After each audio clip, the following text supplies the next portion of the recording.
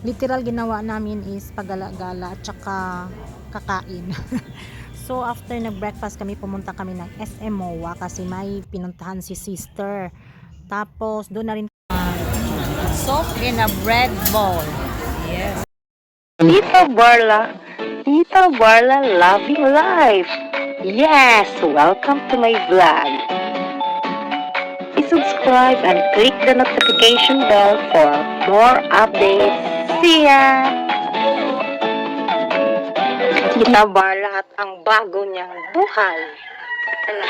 Bagong ticket. Good morning again. This is Tita Barla. Welcome to my channel. Today is the second day and the part 2 of our staycation and day 2 and the day 3. Bali, we start our day for breakfast. Hindi kasi kami sanay na walang breakfast. So, mag-meet up kami ng sister namin dahil yun nga nasa kabilang building sila, and then the only access na mag-abot kami is through the mall. So, dito muna kami sa atrium habang nag-aantay at kasi hindi pa open yung mga kainan.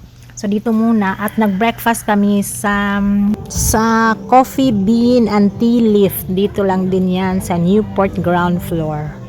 Literal ginawa namin is paggala-gala at saka kakain.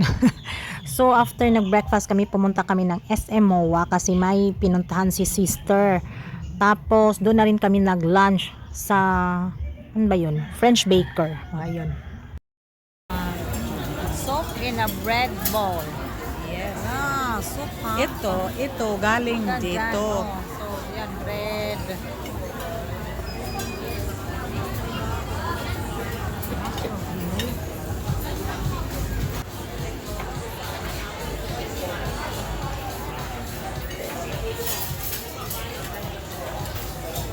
So, nagkahiwalay-hiwalay kami. Ang iba nagpunta doon sa Mayrilos, nagpa-change ng battery. Kami naman dito ni mother at ni sister dito sa shop na to. May binili si sister na damit.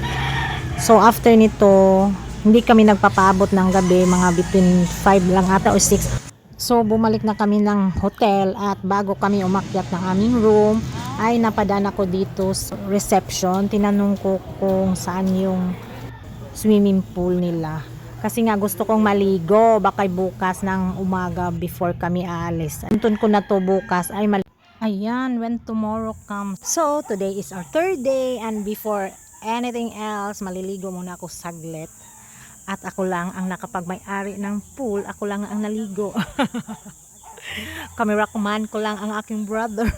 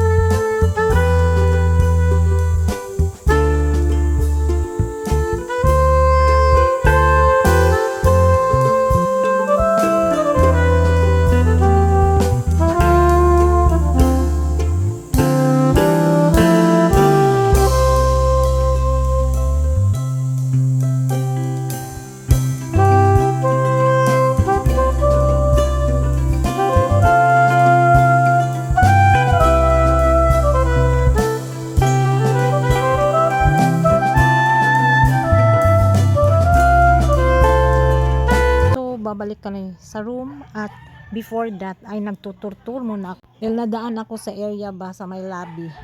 So nahiya din ako kasi basang-basa ako. So dahil wala pang masyadong tao din naman. Ayan. We are on our third day and magbihis na kami para breakfast namin kasi we are used to have an early breakfast talaga. So sabi ni sister doon kami mag-meet na naman sa atrium nila kasi open daw yung Mary Grace.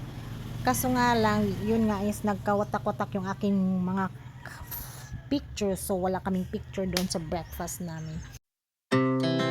Our hearts beat to the city streets. We began to feel the fire.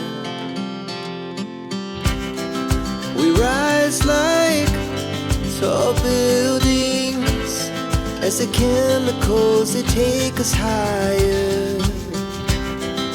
The night's young, it has just begun. As she puts her hand in mine, we wanna chase the night, wanna dance to the light, pull the stars from the sky, just two hearts running wild. Never sleep, never stop, as we shout from the top. We're gonna be two hearts running wild.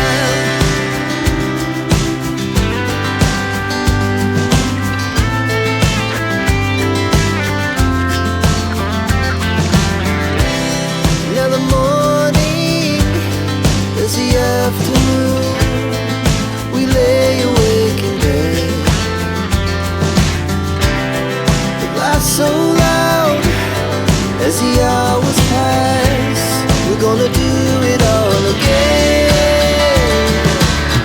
We wanna chase the night, wanna dance to the light, pull the stars from the sky, just two hearts running wild. Never sleep, never stop, as we shout from the top.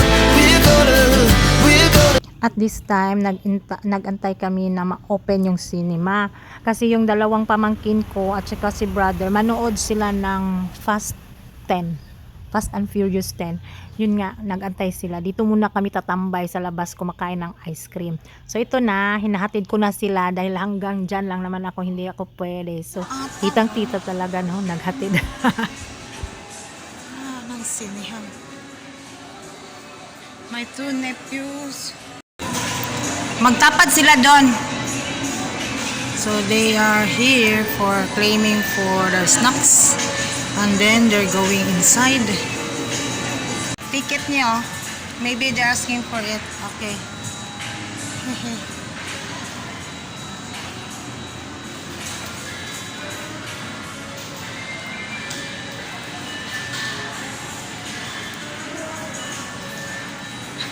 Nanay, hindi lang.